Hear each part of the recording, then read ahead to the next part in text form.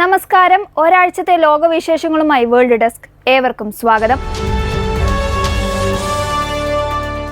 ചൈനയിൽ നിന്ന് ആണവ അന്തർവാഹിനി സ്വന്തമാക്കാൻ പാകിസ്ഥാൻ നീക്കം. ആവശ്യം തള്ളി ബീജിംഗ്.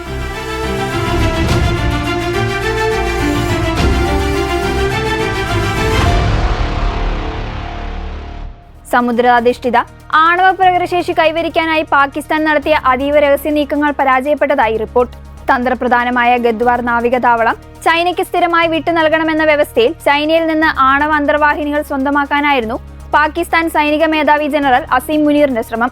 അമേരിക്കൻ മാധ്യമമായ ഡ്രോപ്പ് നൈറ്റ് ന്യൂസ് പുറത്തുവിട്ട രഹസ്യരേഖകളിലാണ് ദക്ഷിണേന്ത്യയിലെ തന്ത്രപ്രധാനമായ സന്തുലിതാവസ്ഥയെ അട്ടിമറിക്കുന്ന ഈ നീക്കത്തിന് വിവരമുള്ളത്. തുടക്കത്തിൽ ഗദ്വാർ തുറമുഖം ചൈനീസ് സൈനിക താവളമാക്കുന്നതിനെ പാകിസ്ഥാൻ എതിർത്തിരുന്നു. എന്നാൽ ഇന്ത്യയുടെ വർദ്ധിച്ചുവരുന്ന പ്രതിരോധ ശേഷിയെ പ്രതിരോധിക്കാൻ മൂന്നാമതൊരു സുരക്ഷാ കവചം അനിവാര്യമാണെന്ന് കണ്ടതോടെയാണ് 2024 പാകിസ്ഥാൻ ചൈനയ്ക്ക് മുന്നിൽ ഈ വിട്ടുവീഴ്ചയ്ക്ക് തയ്യാറായത്. ചൈനീസ് സഹായത്തോടെ സ്വന്തമാക്കുന്ന ആണവ അന്തർവാഹിനികൾ വഴി കടലിനടിയിൽ നിന്നും തിരിച്ച് ആക്രമിക്കാനുള്ള ശേഷി ഉറപ്പാക്കുകയായിരുന്നു ലക്ഷ്യം. പാകിസ്ഥാന്റെ ഈ ആവശ്യം യുക്തിരഹിതവും അതിരുകടക്കുന്നതുമാണെന്ന് ചൂണ്ടിക്കാട്ടി ചൈന ചർച്ചകളിൽ നിന്ന് പിന്മാറുകയായിരുന്നു. ഇതിന് ചൈന മുന്നോട്ട് വയ്ക്കുന്ന പ്രധാന കാരണങ്ങൾ ഇവയാണ്. പാകിസ്ഥാൻ ആണവ അന്തർവാഹിനി സാങ്കേതികവിദ്യ കൈമാറുന്നത് ദക്ഷിണേഷ്യയിലെ ആണവ വ്യാപാരത്തിൽ ചൈനയുടെ നേരിട്ടുള്ള ഇടപെടലിനായി രാജ്യാന്തര തലത്തിൽ വ്യാഖ്യാനിക്കപ്പെടും. ഈ നീക്കം മൂലം അമേരിക്കയിൽ നിന്നും പാശ്ചാത്യ രാജ്യങ്ങളിൽ നിന്നും ഉണ്ടായേക്കാവുന്ന കടുത്ത രാഷ്ട്രീയ നയതന്ത്ര തിരിച്ചടികളും സാമ്പത്തിക ഉപരോധങ്ങളും നേരിടാൻ ചൈന തയ്യാറല്ല. അമേരിക്കയുമായുള്ള നയതന്ത്ര ബന്ധം മെച്ചപ്പെടുത്താൻ ശ്രമിക്കുന്നതിനിടയിലും തങ്ങളുടെ തന്ത്രപ്രധാന ആവശ്യങ്ങൾക്കായി പാകിസ്ഥാൻ ഒരേ സമയം ചൈനയും അമേരിക്കയും കരുവാക്കാൻ ശ്രമിക്കുകയായിരുന്നുവെന്ന് ഈ വെളിപ്പെടുത്തലുകൾ വ്യക്തമാക്കുന്നു.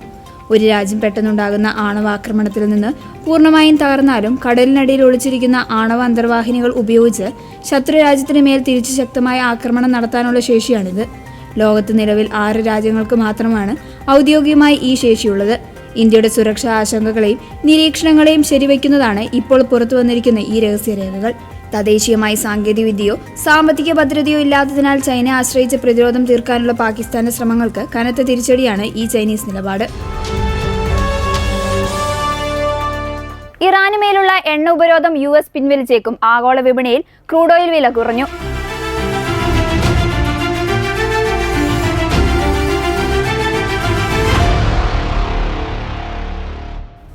ഇറാനിൽ നിന്നുള്ള എണ്ണ ഇറക്കുമതിക്ക് ഏർപ്പെടുത്തിയിരുന്ന കർശനമായ ഉപരോധങ്ങൾ താൽക്കാലികമായി നീക്കാൻ അമേരിക്ക ആലോചിക്കുന്നതായി റിപ്പോർട്ട്. ഇറാനിയൻ വാർത്താ ഏജൻസിയായ തസീമാണ് ഈ തന്ത്രപ്രധാന നീക്കം പുറത്തുവിട്ടത്. US അനുകൂല നിലപാട് സ്വീകരിച്ചേക്കുമെന്ന സൂചനകൾ പുറത്തുവന്നതോടെ ആഗോള വിപണിയിൽ ക്രൂഡ് ഓയിൽ വിലയിൽ ഇടിവ് രേഖപ്പെടുത്തി തുടങ്ങി. ഉപരോധം പൂർണ്ണമായി നീക്കുന്ന പക്ഷം എണ്ണവില ഇനിയും ഗണ്യമായി കുറയുമെന്നാണ് സാമ്പത്തിക വിദഗ്ധരുടെ വിലയിരുത്തൽ. ഇറാനിൽ നിന്ന് എണ്ണ വാങ്ങുന്ന ചൈനീസ് കമ്പനികൾക്ക് മേൽ ചുമത്തിയിട്ടുള്ള ഉപരോധങ്ങൾ പിൻവലിക്കുന്ന കാര്യം പരിഗണനയിലുണ്ടെന്ന് കഴിഞ്ഞ വെള്ളിയാഴ്ച US പ്രസിഡന്റ് ഡൊണാൾഡ് ട്രംപ് വ്യക്തമാക്കിയിരുന്നു. ഇറാനെ സാമ്പത്തികമായി പ്രതിരോധത്തിലാക്കാൻ US കമ്പനികൾക്ക് പുറമെ ഇറാന്റെ പെട്രോളിയം ഉൽപ്പന്നങ്ങൾ വാങ്ങുന്ന വിദേശ ബാങ്കുകൾക്കും ഇതര രാജ്യങ്ങളിലെ സ്ഥാപനങ്ങൾക്കും നേരെ അമേരിക്ക മുൻപും ഉപരോധം ഘടിപ്പിച്ചിരുന്നു. തന്റെ ചൈനീസ് സന്ദർശനത്തിനിടെ ഇറാനിൽ നിന്ന് എണ്ണ വാങ്ങുന്നത് നിർത്തലാക്കാൻ ചൈനീസ് പ്രസിഡന്റ് ഷീ ജിൻപിങ്ങിനെ ബോധ്യപ്പെടുത്താൻ ഡൊണാൾഡ് ട്രംപിന് സാധിച്ചിരുന്നില്ല. ഇറാന് സൈനിക ഉപകരണങ്ങൾ നൽകിയില്ല എന്ന് ചൈന സമ്മതിച്ചെങ്കിലും എണ്ണയുടെ വ്യാപാരവുമായി മുന്നോട്ടു പോകുമെന്ന നിലപാടിലാണ് അവർ സ്വീകരിച്ചത്. ഇതിന് പിന്നാലെയാണ് ഉപരോധങ്ങളിൽ അയവ് വരുത്താൻ US തയ്യാറാകുന്നെന്ന് റിപ്പോർട്ടുകൾ വരുന്നത്. ഉപരോധം നീങ്ങുന്നത് എണ്ണ വിതരണം വർദ്ധിപ്പിക്കുമെന്നതിനാൽ അന്താരാഷ്ട്ര വിപണിയിൽ ഇത് അനുകൂല തരംഗമുണ്ടാക്കി. മേഖലയിൽ വെടിനിർത്തൽ ചർച്ചകൾ പ്രതിസന്ധിയിലായിരിക്കുന്ന ഘട്ടത്തിലാണ് ഈ പുതിയ നീക്കം. നയതന്ത്ര ചർച്ചകൾ പരാജയപ്പെടുന്ന പക്ഷം സ്വീകരിക്കേണ്ട സൈനിക നീക്കങ്ങളെക്കുറിച്ച് ട്രംപ് തന്റെ ദേശീയ സുരക്ഷാ സംഘവുമായും ഇസ്രായേൽ പ്രധാനമന്ത്രി ബെഞ്ചമിൻ നെതന്യാഹു ഉൾപ്പെടെയുള്ള സഖ്യകക്ഷികളുമായും കൂടിയാലോചനകൾ നടത്തിയതായും റിപ്പോർട്ടുകളുണ്ട്. എന്നാൽ എണ്ണ വിപണിയിലെ സമ്മർദ്ദം കുറയ്ക്കാനുള്ള ഈ പുതിയ നീക്കം രാഷ്ട്രീയ ലോകം ഉറ്റുനോക്കുകയാണ്. അബുദാബി ആണവ നിലയത്തിനു നേരെ ഡ്രോൺ ആക്രമണം. ജനറേറ്ററിന് തീപിടിച്ചു.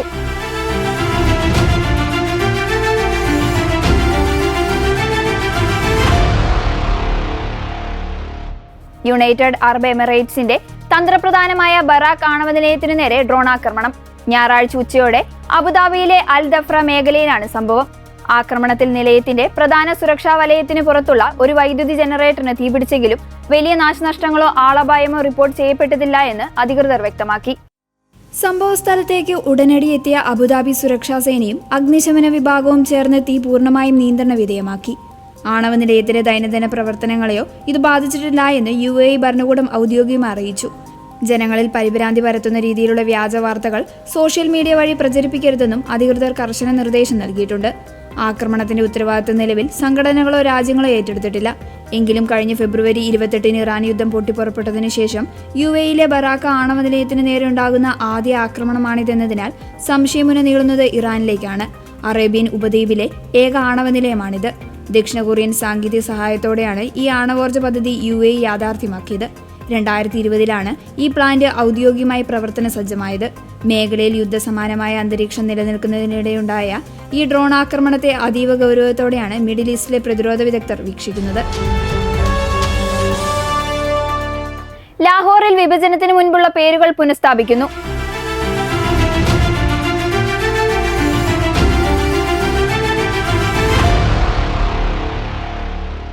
ചരിത്രത്തെ തിരിച്ചുപിടിക്കാനുള്ള വേറിട്ട നീക്കവുമായി പാകിസ്ഥാനിലെ പഞ്ചാബ് സർക്കാർ.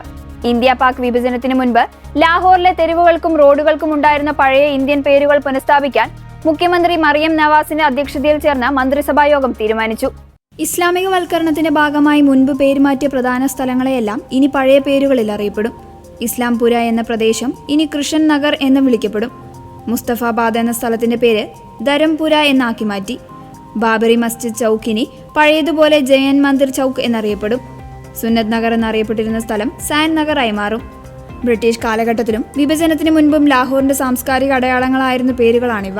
കാലക്രമത്തിൽ ഇവ ഇസ്ലാമിക വ്യക്തിത്വങ്ങളുടെയോ പ്രാദേശിക നേതാക്കളുടെ പേരുകളിലേക്ക് മാറ്റിയിരുന്നു. എന്നാൽ നഗരത്തിന് തനതായ ചരിത്രവും പാരമ്പര്യവും നിലനിർത്തുന്നതിന്റെ ഭാഗമായാണ് പുതിയ തീരുമാനമെന്ന് പഞ്ചാബ് സർക്കാർ വൃത്തങ്ങൾ അറിയിച്ചു. കഴിഞ്ഞ 2 മാസത്തിനിടെ ലാഹോറിന്റെ വിവിധ ഭാഗങ്ങളിൽ പഴയ പേരുകൾ ഉൾപ്പെടുത്തിയ ബോർഡുകൾ സ്ഥാപിച്ചു തുടങ്ങിയിട്ടുണ്ട്. നിലവിൽ 9ഓളം പ്രദേശങ്ങളുടെ പേര് മാറ്റാനാണ് ഔദ്യോഗികമായി അനുമതി നൽകിയിരിക്കുന്നത്. പാകിസ്ഥാൻ സർക്കാരിന്റെ ഈ നീക്കം സാംസ്കാരിക വൃത്തങ്ങൾക്കിടയിൽ വലിയ ചർച്ചയായിട്ടുണ്ട്. ഡച്ച് പ്രധാനമന്ത്രിയുടെ വിമർശനങ്ങൾ തള്ളി വിദേശകാര്യ മന്ത്രാലയം.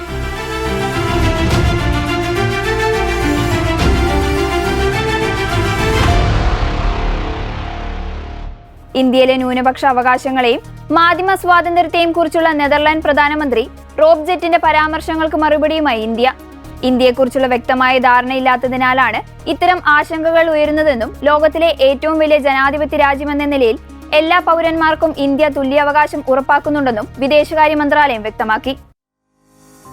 പ്രധാനമന്ത്രി നരേന്ദ്രമോദിയുടെ നെതർലാൻഡ് സന്ദർശന വേളയിൽ നടന്ന വാർത്താ സമ്മേളനത്തിൽ വിദേശകാര്യ മന്ത്രാലയ സെക്രട്ടറി സിബി ജോർജാണ് ഇന്ത്യയുടെ നിലപാട് വ്യക്തമാക്കിയത്.